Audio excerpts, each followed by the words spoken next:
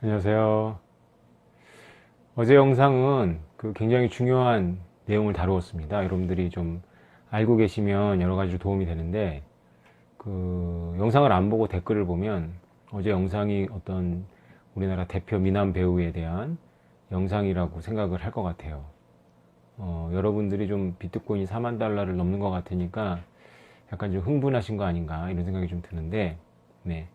어제 어제 내용은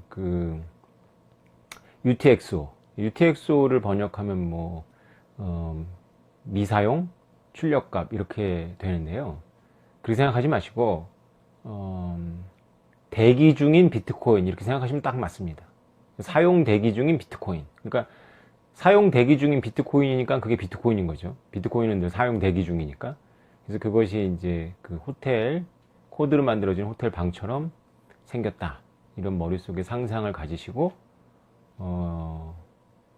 어떤 분이 이제 사토시가 나눠지느냐 이렇게 질문을 하셨는데, 중요한 질문이기도 하고 별로 중요하지 않은 질문이기도 하고 그렇습니다.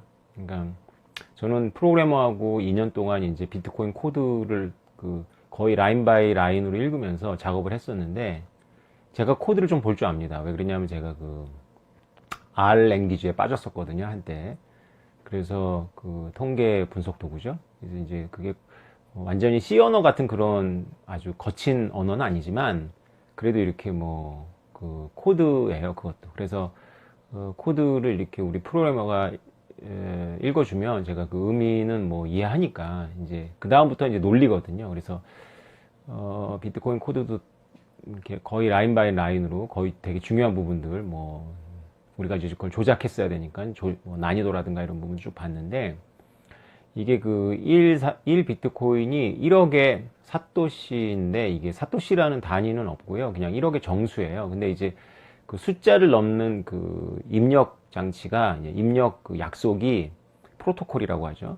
이게 정수형이 있고 실수형이 있어요. 그런데 이제 정수형으로 되어 있는 것 같아요. 근데 그게 워낙에 이 코드 안에 들어가는 자리가 많다 보니까 바꾸는 건 쉽지 않은데, 사토시를 쪼개면 이제 드디어 이제 그 코드 안에서 0.1, 0.01 이렇게 나오겠죠. 그럼 이제 실수형으로 바꿔주면 됩니다. 근데 실수형으로 바꾸면 뭐가 문제냐면, 아마도 소프트 포크를 하면 이제 바꿀 수 있는데, 이제 논리 폭탄이 가능할 거예요. 이제 실수형으로 나가면 이제 소수점, 그러니까 굉장히 분할된 코인을 가지고 시스템을 위협할 수 있겠죠. 굉장히 계산이 복잡해지고, 무한소수 같은 게 있을 수 있잖아요. 그죠? 그리고 또 뭐가 문제냐면은, 실수형으로 이렇게 되면 이제 컴퓨터들이 이제 실수형을 준비해야 되니까 용량을 많이 차지합니다. 이제 이게 자리가 하나면 모르겠는데, 이게 코드 안에 이제 숫자가 들어가는 게 굉장히 많은 자리를 차지하다 보니까 점점 좀 누적돼 가지고 이제 부담이 되는 거죠. 그래서 제약을 걸 수 있겠죠. 1000분의 1까지 이렇게 하고 반올림 하도록 하는 그런 실수형으로 이렇게 바꿔버리면 사토시도 쪼개지겠죠. 그리고 또 그 방법 말고 이제 사이드 체인 방법이 있어요. 그러니까 비트코인은 그대로 놔두고 이제 비트코인의 잔돈 체인을 만들어 가지고 1사토시가 우리가 생각하는 것처럼 비트코인이 100억이 되면 1사토시가 100원이 되니까 100원도 너무 큰 단위다 싶어 가지고 이걸 쪼개야 된다 그러면 한 1000억쯤 돼야 쪼갤 의지가 나오지 않을까요? 근데 어쨌건 사토시를 쪼갠다. 사이드 체인으로 잔돈 체인을 만들면 됩니다. 비트코인을 전혀 무리를 주지 않겠죠, 그거는. 그래서 그런 거 걱정 안 하셔도 된다. 그래서 별로 생각하기에는 생각해 볼 수 있는 주제지만 별로 중요한 주제는 아니다. 마치 이제 채굴이 완료되었을 때 채굴자들은 어떻게 사느냐와 비슷한 그런 별로 이렇게 시스템을 이해하고 나면 별로 이렇게 중요한 문제는 아니다.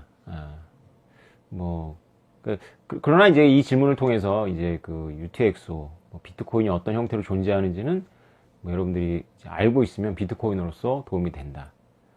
이더리움을 주창하시는 분들은 이제 제 채널에서 이더리움을 동생 취급하고 이렇게 하대한다는 느낌이 드니까 이제 불만이 좀 있으신 것 같은데, 이더를 하신 분들이 저희 동생은 아니지만 이제 우리 비트코인 코어는 이제 이더를 동생처럼 취급을 합니다. 그리고 좀 저처럼 이제 관대한 형태가 그렇고요. 이제 지미송 같은 경우는 엄청나게 이더도 부정하고 이런 좀 제가 봐도 좀 지나친 맥시인데, 제가 그분의 철학을 다 알지 못하기 때문에 함부로 말을 못 드리겠고 동지애가 있으니까. 네. 근데 저의 사정을 좀 들어보면 이더 주창하시는 분들도 좀 좀 사연을 좀 아실 거예요. 그러니까 제가 2017년도에 대학을 다니면서 이제 강의를 하면 이더 주창자들이 굉장히 도전을 해요. 왜 스마트 콘트랙을 비트코인 가지고 얘기를 하느냐. 그러니까 그분들은 이제 스마트 콘트랙 이코르 이더리움 이렇게 생각을 하는 거예요. 그러니까 잘못 정보가 이더 진영에서 거짓말을 하진 않았겠지만 잘못된 정보가 너무 꽉 퍼져 있는 거죠. 어제 제 강의를 들으면 아시겠지만 그 스마트 콘트랙이건 NFT건 전부 비트코인의 원형이 있는 건데 그 비트코인이 브레이크스루를 한 거거든요. 그 닉사보의 1996년도 그 아티클을 보면 그 이더리움 생각이 안 나요. 비트코인 생각이 나지. 그거를 이제 사토시 나카모토가 브레이크스루 한 건데 그걸 이제 확장한 거죠. 그래서 오리지널 너티하고 개량한 거하고는 완전히 다른 거 아닙니까? 그죠?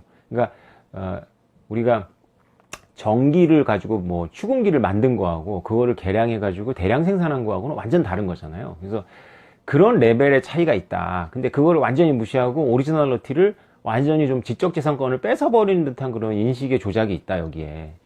이더가 그랬다는 건 아니고 이더를 지향하는 분들이 그렇게 인식을 갈아 껴 놓고 있다 라는 좀 안타까움이 있었어요. 제가 강의를 다니니까 한두 명이 아니라 너무 많은 도전을 하더라고. 그러니까 어제 제 강의를 들으시면 아시겠지만 비트코이너 입장에서는 되게 황당할 거 아니에요. 되게 엄청나게 무례한 도전이잖아요. 아니 비트코인에 다 있는 걸 비탈릭이라는 청년이 이렇게, 물론 그거 쉬운 작업은 아니에요. 그 논리폭탄 같은 거를 막으려면 이제 여러 가지 그 용량을 늘렸을 때 한계들이 있기 때문에 그거를 이제 다 피해서 프로그램을 한 이더리움 만들어낸 비탈릭도 천재인데, 그래도 오리지널 너트는 비트코인에 있는 거다. 브레이크스루는 비트코인이 한 거다. 이걸 이제 무시하고 비트코인은 더럽다 뭐 이렇게 들어가면 안 된다. 제가 연세대학교에서 강의를 하고 나서 저를 이제 초대해줬던 학장님이 그 다음 한 달 뒤에 만나서 저랑 식사를 하면서, 제가 사실 다녀간 다음에 블록체인 업계에서 되게 한국에서 그 당시 뜬 교수님이 있어요. 암호학을 전공하시. 이분이 또 연대 교수님들을 대상으로 강의를 하셨답니다. 제 강의 다음 주인가 했는데, 거기서 이제 제 강의를 들었던 어떤 그런 비전공, 이 분야가 아닌 어떤 교수님이, 경영학 교수님이었을 거예요. 그래서, 지난번에 오태민이라는 사람이 와가지고 이러이러한 내용을 했는데, 교수님 생각은 어떻습니까? 물어봤대요. 그랬더니 그 교수님이, 비트코인은 창피하죠. 이렇게 말씀하셨다고, 또 이제 저희 학장님이 저한테 전해주셨어요. 저거 기가 막히더라고요. 아니, 제가 그래도 이 업계에서 자기보다 더 오래된 것 같은데, 제가 이렇게 강의하고 간 다음에 와서 누가 저를 인용해서, 오태민 씨는 이렇게 얘기하나 그랬더니, 비트코인은 창피하죠. 이렇게 얘기했다고 우리 학장님이 전해주더라고요. 그래서 이 싸움은 사실은 싸울 필요가 전혀 없는 건데, 좀 이더 진영이 좀 과욕을 부리고 도전한 면이 있다. 오리지널리티는 분명히 비트코인에 있다. 자기네들은 개량한 거라는 걸 정확하게 인식을 하고 들어가야 되는데, 비트코인이 워낙에 주류들로부터 도전을 받으니까 이더는 이제 비트코인 묻히기 싫었던 거죠. 그러니까 그런 심리들이 있는 걸 제가 알아요. 그러니까 이제 마치 이더리움이 굉장히 이렇게 오리지널리티가 있고 창의적인 것처럼 이렇게 했고, 그걸 대중들이 오해하는 걸 놔뒀죠. 저 같은 사람이 이제 교정해주고 있는 겁니다, 지금. 여러분들을 통해서. 그러면 저에 대해서 이더의 마음은 어떠냐? 저는 이번에 런던 포크를 통해서 이더 가격이 올랐으면 좋겠어요. 그래서 이더가 좀 33,000달러, 4,000달러, 5,000달러까지 치고 올라가서 비트코인하고 10대 1 정도까지는 갔으면 좋겠어요. 그래서 비트코인 맥시나 비트코인 주창자들은 저를 배신자라고 이제 이런 말을 제가 해버려니까 배신자라고 생각할지 모르겠는데, 저는 오픈소스 주창자입니다. 그래서 이더하고 구글이 만약에 싸운다면 저는 철저하게 이더 편입니다. 그래서 이더리움이 이겼으면 좋겠고, 빅테크들을 좀 후려갈겼으면 좋겠다. 그리고 비트코인은 비트코인의 역할이 분명히 있는 거고, 이더는 이더 역할이 있는 거다. 근데 이 싸움이 쉽지는 않다. 이게 이제 저의 이제 생각이에요. 그래서 저의 경력을 이제 쭉 보면, 우리 종종 제가 호출하는 제 후배, 제가 돈키호테라면 산초 같은 그런 제 후배가, 제 경력을 쭉 듣더니, 형은 완전히 사기 캐릭터야, 이러더라고요.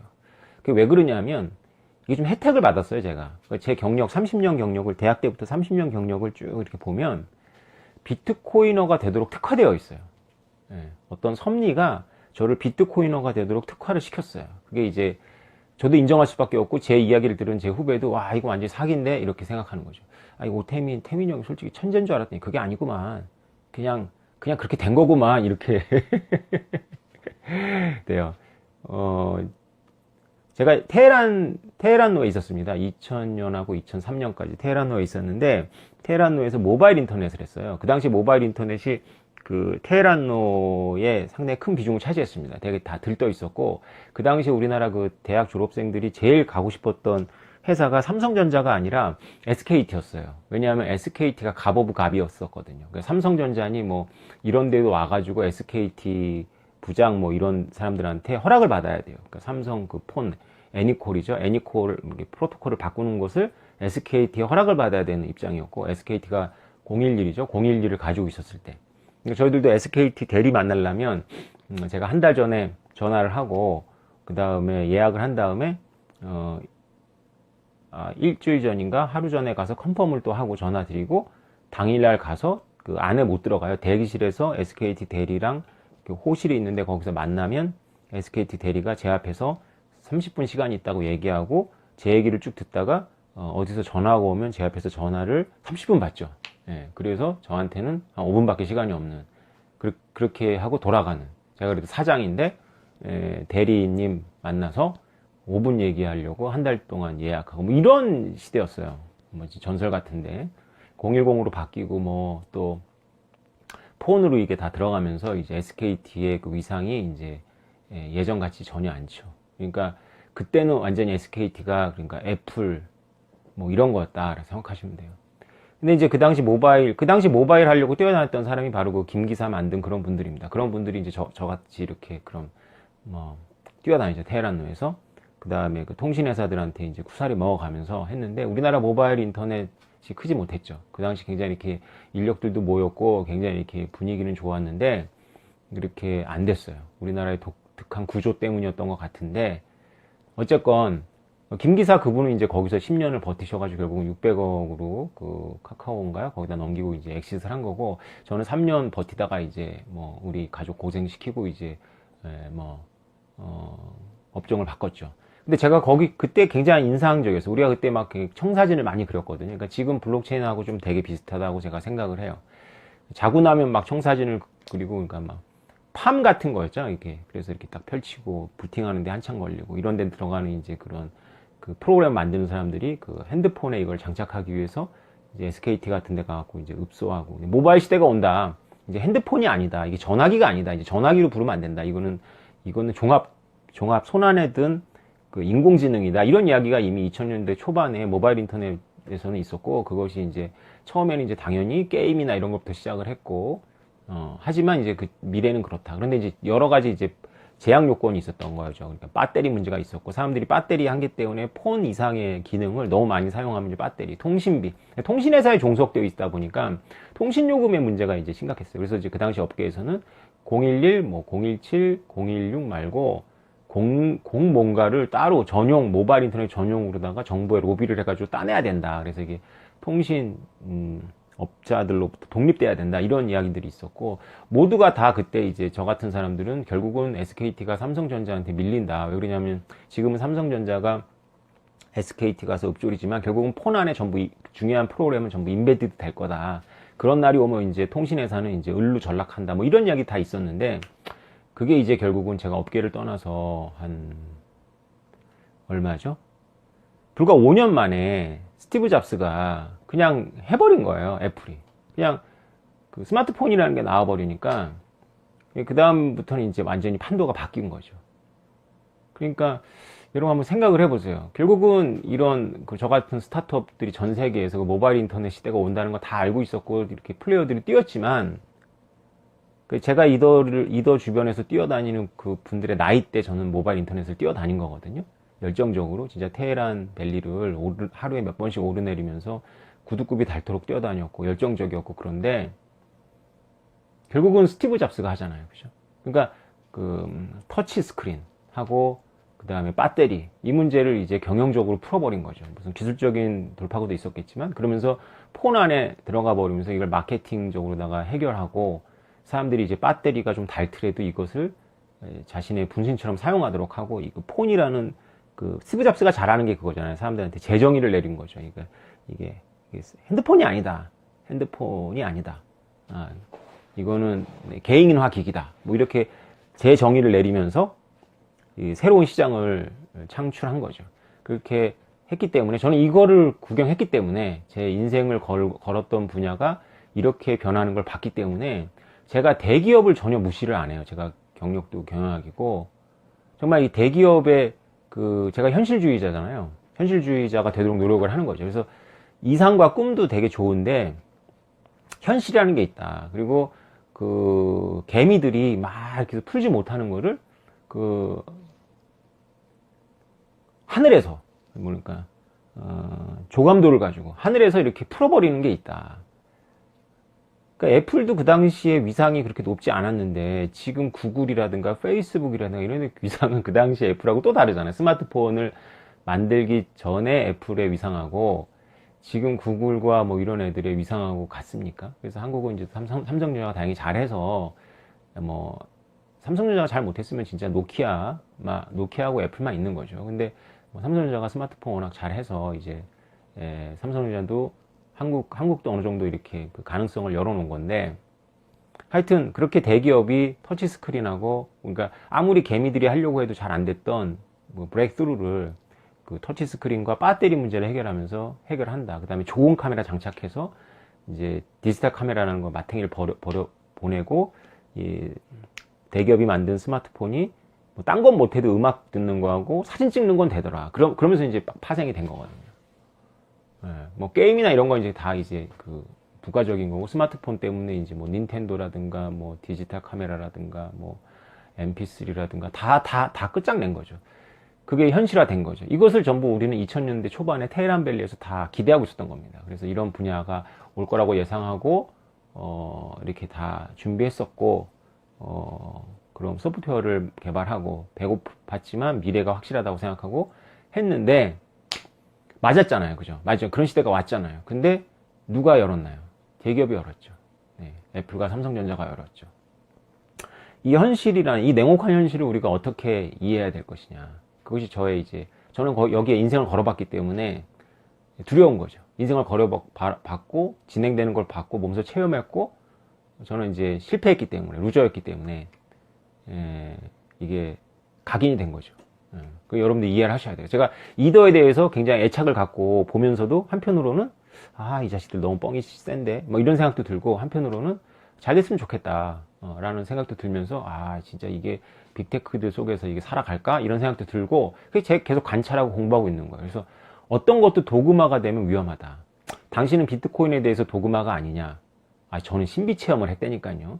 그러니까 저는 주변을 따라가 가지고 이렇게 사람들이 흥분하니까 그 열광 속에서 흥분한 게 아니고 저의 고독 속에서 신비 체험을 했기 때문에 0에서 1이 되는 그게 왜 중요한지를 제가 정말 여러분들한테 제 체험을 제가 10분의 1이라도 전달했으면 너무 좋겠는데 이게 안 되네요. 그러니까 여러분들이 댓글로 나는 왜 그게 안 될까 이렇게 하는데 그건 이제 여러분들이 가만히 생각을 하다 보면 이게 대단한 거라는 걸 알게 돼요. 단지 대단한 것이 아니라 0에서 1이 위상이 바뀌면서 여기서 많은 것들이 결정되어 버렸구나 라는 걸 여러분들이 경험을 하게 되면 이제 저가 느낀 것을 느끼겠죠.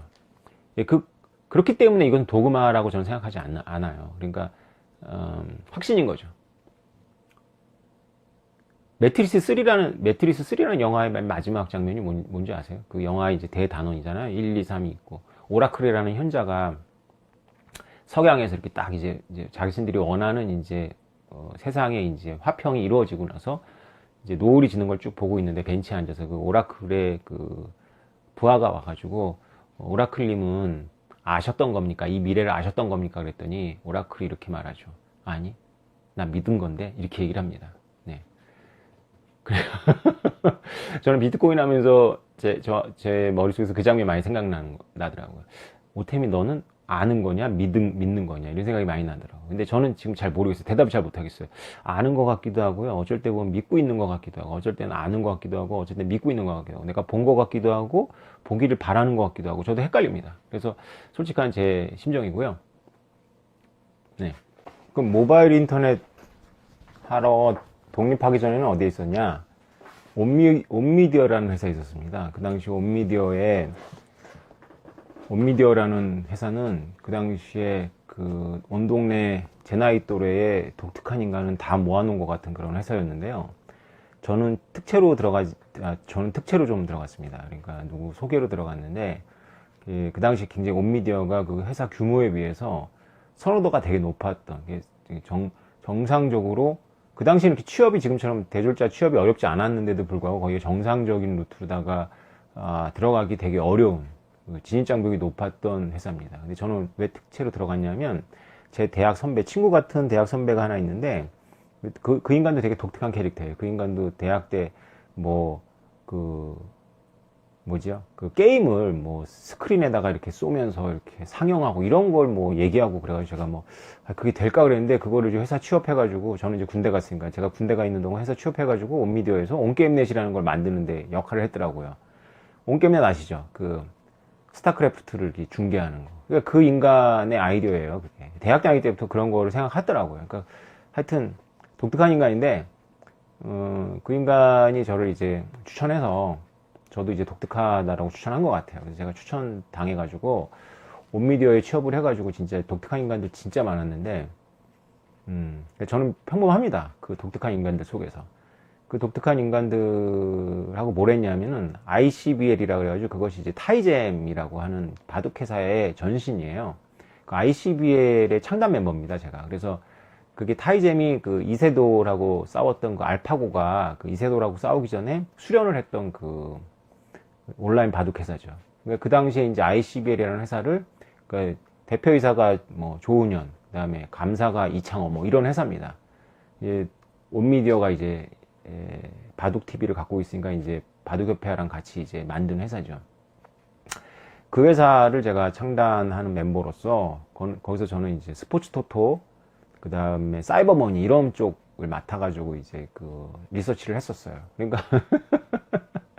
이미 29, 30살 때 이미 저는 그 도박업하고 그 다음에 사이버머니에 대한 규제 같은 거를 스터디를 하고 리서치를 하고 그 다음에 이사진한테 보고를 하고 그런 역할을 했던 겁니다. 그래서 제가 그 당시에 리니지가 같이 막 뜨는 걸 보면서 리니지 현상에 대해서도 관심이 있었고 리서치를 했었고요. 그러니까 이제 제가 이제 그 당시 클린턴 대통령 대통령 산하 도박위원회가, 온라인 도박위원회가 만든 보고서가 1000페이지 정도 되는 거거든요. 그걸 제가 이제 가지고 번역을 해서 요약 번역을 제가 했죠. 그래서 이사진한테 보고를 하고 해서 제가 도박업이 갖고 있는 어려움에 대해서 그래도 미국이 가장 그 조사를 많이 했으니까 그 당시에 별로 사람들이 관심이 없을 때 저는 그 분야를 공부를 했던 거죠. 근데 이제 도박이 그 당시 인터넷이 초창기니까 인터넷이 뜨고 나서 제일 먼저 문제가 됐던 게 포르노 이런 거는 도덕적인 문제지만 규제를 잘 안 하죠.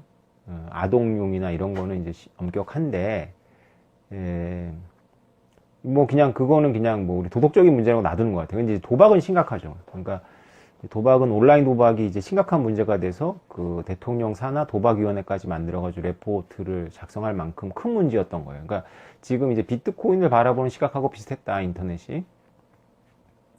근데 이제 여러 가지 내용이 있는데 이제 두 가지가 이제 딱 온라인 도박이 별로 걱정할 만한 게 아니다라는 걸 이제 결론이 거의 암시가 되어 있죠. 이제 미국의 어느 주 검사가 되게 독창적인 능력을 발휘해서 온라인 도박으로다가 이제 돈을 잃은 자기 주 관할에 있는 그런 사람을 소환을 했어요. 이 사람은 자기가 내가 온라인에서 도박해서 돈도 잃었는데 검사가 부르니까 나 처벌당하는구나 해서 갔는데, 이 검사가 미국엔 관례법이 있는데 관례법에서는 도박빚은 빚이 아니다 이런 관례가 있으니까 너 이거 신용카드로 결제한 거지 그랬더니, 그렇다고 하니까 너 이 신용카드 이거 지불하지 마 이렇게 된 거예요. 그래서 이제 비장가 마스터카가 난리가 난 거죠. 우리 돈 썼는데 갚으라 그랬더니만 이 검사가 갚지 마, 내가 보호해줄게 해가지고 이 사람이 안 갚았어요. 그랬더니 신용카드 회사들이 어떻게 행동했냐, 자기네들이 검사해가지고 온라인 도박에다가는 신용카드 결제를 이제 막은 거죠. 어차피 해봐야지 미국에서는 이제 그게 안 갚아도 되는 게 돼버리니까. 그래서 그것이 이제 관례로 굳어진 건데, 그 당시까지는 그게 법으로 입법화는 안 됐어요. 나중에 보니까 2006년도에 아예 법으로 온라인 도박 업자한테 이제 페이먼트를 하는 은행이나 뭐 그런 그 송금 업체는 이제 처벌하도록 이제 법이 만들어져 정식화됐죠. 관례법으로 이렇게 한 검사가 일개 검사가 이제 해결을 해버린 겁니다.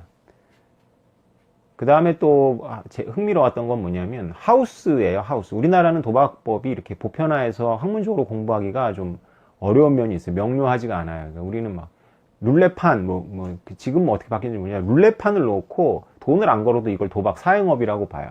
그러니까 이제 그렇게 좀 법이 좀 허술하니까 바다 이야기 같은 게 이제 그 앞에서는 이제 플라스틱이라고 해서 나눠주고, 요 시장 골목 나가면은 그 업주의 동생이 하는 데서 이제 돈으로 바꿔주고, 이렇게 업체를 다르게 하면 우리나라에서는 이제 됐던 겁니다. 나중에 이제 여론이 있으니까 그걸 이제 해서 다 때려잡았던 건데, 미국은 오랫동안 이제 도박업하고 싸워왔기 때문에 이제 법이 있죠. 그래서 하우스, 이름을 하우스법이라고 하는지 모르겠는데, 하우스. 그러니까 뭐 판례가 몇 가지가 재밌는 판례가 있는데, 아빠가 집을 비우고 여행을 간 사이에 아들이 그 집에서 도박판을 벌렸어요. 도박판.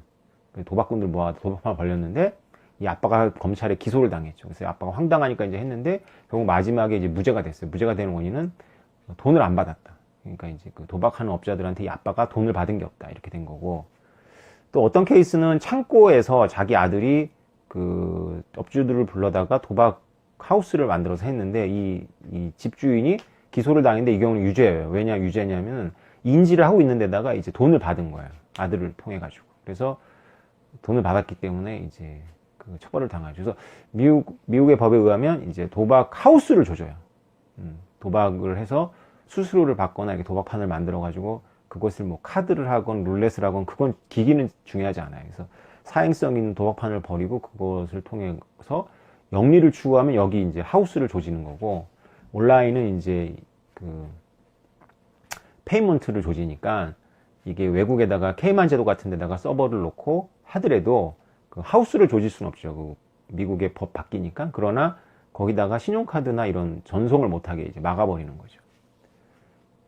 그래서 그 당시에 제가 이제 이 30살 때 이런 공부를 다 했고, 제가 비트코인 이렇게 쭉 들여다보니까 이게 1달러가 되면서 끝나버린 거예요. 이게 의미가 없어져 버리는 거예요. 생각해 보세요.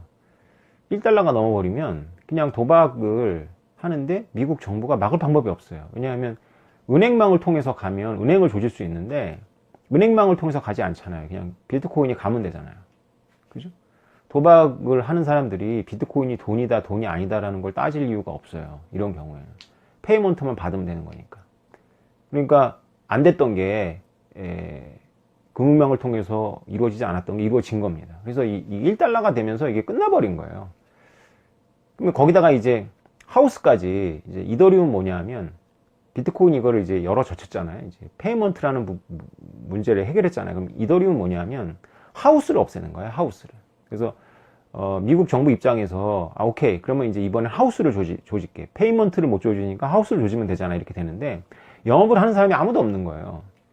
그러니까 영업을 하는 사람이 없는데 도박이 이루어지는 거예요. 그래서 도박장이 없는데 도박이 이루어져. 이게 디파이예요. 디파이. 그래서 디파이도 물론 이제 CFI가 거의 걸쳐져 있지만, 디파이의 완성된 형태는 그냥 아무도 이 게임에 그 판을 여는 주체가 없는 거예요. 그래서 그냥 게임은 이루어지는데, 예를 들어서 보험도 일종의 게임이잖아요. 그러니까 일종의 도박이잖아요. 그죠? 내가 죽는 것에 거는 거고, 안 죽는 것에 거는 거고, 뭐 이렇게 되는 거니까. 보험회사는 내가 안 죽을 거에 거는 거고, 나는 내가 죽을 거에 거는 게 생명보험이잖아요.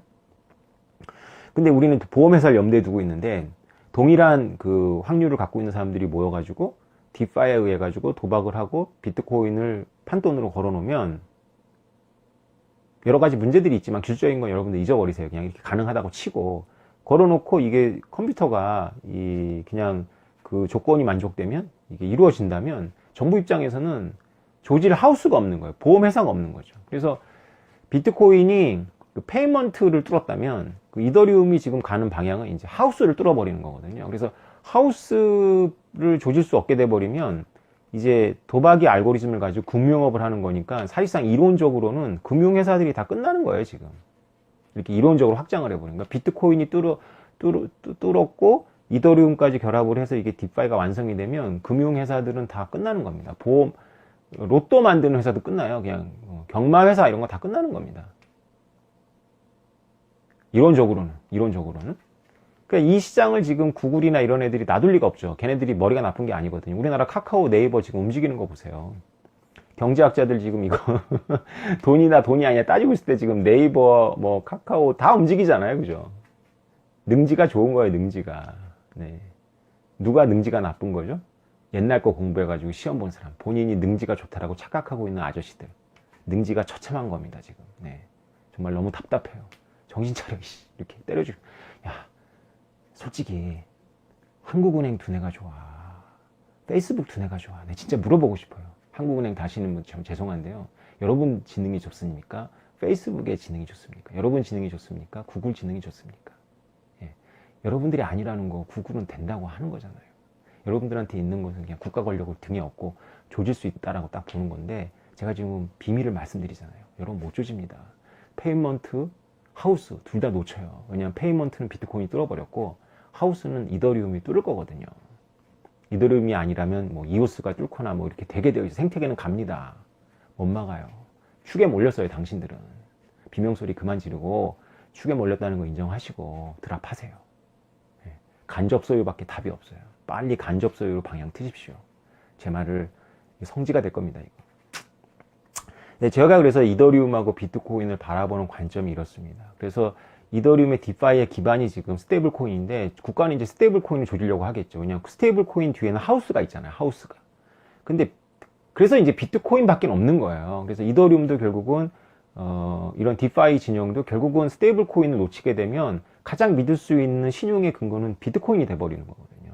그래서 비트코인이에요, 결국은. 그래서 닉사보가 이더리움 진영에 있지 않고 비트코인 진영에 있는 이유가 있어요. 왜냐하면 닉사보의 스마트 콘트랙이라는 걸 읽어보면 페이먼트에 굉장히 강조점을 둬요. 왜 그러냐면 이게 사실은 스마트 콘트랙이라는 게 조건 명령이 시행되는 것은 꼭 블록체인 상에서 아니어도 됩니다. 그냥 우리가 쓰고 있는 웹에서도 되잖아요. 그죠? 조건을 걸어놓고 조건이 충족되면 딱 되게 되어 있는 거잖아요. 근데 그걸 믿을 수 있느냐 없느냐는 담보물에 의해서 결정되는 거거든요. 그러니까 담보물은 1달러가 넘는 어떤 가치물이, 1달러는 확실히 넘는 어떤 가치물이 딱 그 정부로부터 언터처블한 달러라 근거에 들어가 있어야 되는 겁니다. 그러니까 정부라는 걸 왜 의식하냐면 정부가 터치 못한다는 건 다 터치 못한다는 거거든요. 그죠? 이익을 배반해서라도 이것을 비용을 들여서 깨버릴 거는 정부밖에 없으니까. 기업들은 이익이 안 맞으면 안 해버리는데 정부는 합리적이지 않더라도 해버리니까, 정부를 막으면 이제 적대적 환경에서 벗어난 거기 때문에 정부를 늘 플레이어로 인식을 하는 겁니다. 비트코인은. 그래서 비트코인 1달러가 넘은 상태에서 담보의 증거물이 돼버리기 때문에 하우스가 없이도 판이 돌아가는 거예요. 그래서 이제 금융업이라든가 이런 데 다 작살나는 거예요. 문명 전환이라고 제가 말씀드렸잖아요. 언제? 1달러가 넘으면서부터. 이게 보여야 돼요. 이게 제가 지금 오늘은 풀어놨는데, 제가 좀 조급합니다. 여러분들하고 언제까지 뭐 이렇게 할 생각은 못 하는 것 같아요. 그래서 이제 제 계획을 들으시고 좀 의견을 주십시오. 이렇게 제가 집에서 찍는 것은 쭉 이렇게 편하게 쭉 찍어서 올리고, 어느 시점이 되면 이제 그만두겠죠. 콘텐츠 떨어지고 저도 바쁘니까. 그리고 나서 이제 상승장도 오고 그러면 좀 그러니까. 그래서 좀 빨리 좀 속도를 내서 찍고 있는데, 어느 시점이 되면 다 내릴 거예요. 그래서 이제 제가 집에서 찍은 거는 이제 흑역사 되니까, 제가 뭐 제 얘기도 너무 많이 했고, 오늘도 사적인 얘기 너무 많이 했잖아요. 그래서 흑역사 되니까 다 내리고, 스튜디오에서 일주일마다 올라가는 건 제가 계속 찍을게요. 그래서 이제 이렇게 제가 집에서 풀어놨던 거를 이제 압축 정리해서 좀 이제 옷도 좀 제대로 차려입고, 10년이 지나도 이렇게 성지가 될지언정 흑역사가 되면 안 되니까 그런 것들은 쭉 모아나가고 아카이브처럼 그런 식으로 해서 이제 이 집에서 찍는 거는 지금 매일 올리지만, 이거는 좀 여러분들을 40분씩 하루에 괴롭히는 게 저도 죄송한데 제가 좀 조급합니다. 그래서 이제 좀 빨리 다 쏟아내고 그 다음에 이제 한 달이나 이렇게 열어놨다가 너무 시장이 또 뜨거워지면 문제가 되니까 이제 다 내릴 거예요. 차단을 다 하고 이제 스튜디오에서 올라가는 정제된 것들만 남기겠다. 이게 제 의향입니다. 그래서 이제 제가 집에서 찍는 것은 이렇게 제가 말 실수가 좀 있어요. 그래서 여러분들께서 댓글로 달아주시고 막 이렇게 하는데, 제가 뭐 정보를 다 체크하면서 하진 않으니까, 뭐 스튜디오에서 찍는 것도 뭐 그렇게까지는 안 하는데, 어쨌건 네, 그렇다. 그래서 좀 이거는 좀 여러분들하고 좀 소통하는 툴로서 하다가, 여러분들이 좀 이렇게 그래도 지금 2만 분 중에 뭐 한 10,000분이 열심히 들으시는 것 같은데, 여러분들한테 좀 특혜를 드리는 거다. 이게 나중에 못 듣는다. 예, 다 닫아버릴 거다. 이런 걸 전제로 이렇게 하고 있는 거고요. 그 대신 이제 실수가 좀 있다. 뭐 정보가 이렇게 아주 정확하진 않다. 어제도 실수를 제가 한 것 같아요. 그러니까 제가 그저께 만나고 이렇게 작업하는 분은 외국이라고 치면 이제 그게 엔터보다 더 큰 영역이거든요. 근데 한국은 그만큼 크진 않아요. 그래서 제가 엔터로 치면 박진영이랑 양영석을 합쳤다. 그러니까 지금 원탑이란 뜻이 아니고 개척자다. 독보적인 개척자다. 이런 뜻으로 말씀하신 건데 여러분들이 그 얘기를 듣고 그 엔터 쪽에 그분들보다 더 높은 분? 뭐 방 누구누구 이렇게 생각을 하시더라고요. 뭐 박진영이나 양영석이 들으면 그것만으로도 굉장히 기분 나쁘실 것 같아요. 예. 히트 제품이 하나 있는 그 회사에 물론 글로벌하지만 하고 이 분야를 개척해 온 분하고 좀 다르죠. 예. 어쨌건 아닙니다. 네. 엔터랑 비교가 되는 분야인데 우리나라에서는 엔터만큼 크진 않아요. 근데 외국에서는 엔터보다 더 커요. 예. 거기를 한국에서 개척하신 분인데 제가 작업을 하고 있습니다. 네. 이거 정정 드리고요. 여러분 무더위가 좀 한풀 꺾였죠. 비트코인도 4만 달러를 안착한 건가요? 저는 느낌상 4만 달러에서 도전하다가 확 꺾이지는 않은 거 보니까 4만 달러는 이제 이 공감대 속에서 장벽이 아니라고 생각하는 것 같아요. 그래도 여러분들 차분하게 보십시오. 예, 조급하게 생각하지 마시고 이더가 좀 잘해서 이더가 3,000달러 넘고 4,000달러 넘어서 이더하고 비트코인하고 이렇게 같이 이렇게 가는 게 좋거든요. 왜 그런지는 여러분들한테 나중에 설명드릴게요. 이게 정치적인 이유 때문에 그렇습니다. 그래서 이더하고 비트코인하고 파트너십이 돼서 당분간은 같이 좀 잘 버텨서 같이 끌어올라가자. 그래서 지난번에 비트코인 3만 달러 무너졌을 때 이더가 다 처참하게 무너져가지고 제가 이더한테 이렇게 장난 비슷하지만 진심을 전한 건데 되게 화들을 내시더라고. 왜 자기네 가격이 올라가라고 응원한 걸 화를 낸지 저는 도대체 이해를 못 하겠어요. 우리가 서열 정리는 하자고요. 이더에 오리지널리티가 있는 건 아니다. 비트코인에 있다. 그거는 이제 제 강의를 잘 들으시면 UTX고에서 느끼신 바가 있을 거다. 모르고 있었다면 여러분들은 공부가 좀 잘못된 거다. 그러면 제대로 공부하셔야지 바깥에서 이제 하는데 저 워낙에 잘못 알고 있는 분들이 하도 너무 개겨가지고 제가 2017년부터 되게 피곤했습니다.